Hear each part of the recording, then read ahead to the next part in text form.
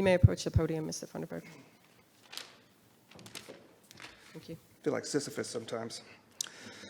Hello, my name is Chris Funderburg. My address is on file.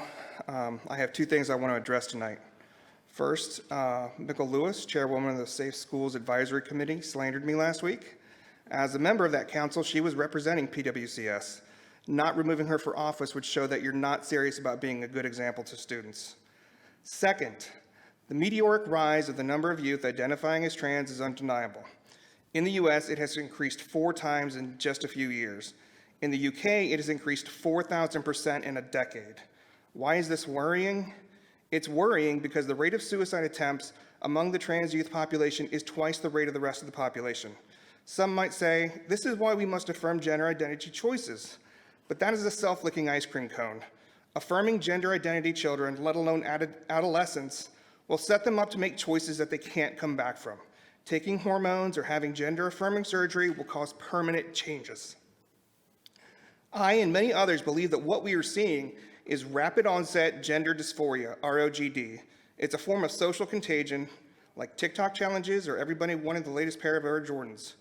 Here's a quote from Psychology Today, quote, Littman raises cautions about encouraging young people's desire to transition in all instances.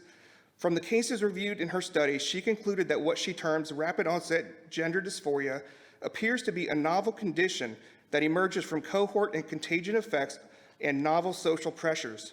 From this perspective, ROGD likely exhibits an etiology and epidemiology that is distinct from the classic cases of gender dysphoria documented in the DSM.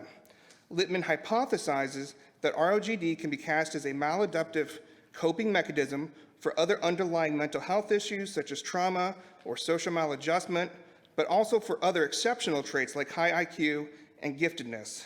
The peer support, prestige, and identity leveraged by the youth who proudly come out as trans certainly appears to be protective in their circles, end quote. Adolescence is a hard time for many teenagers.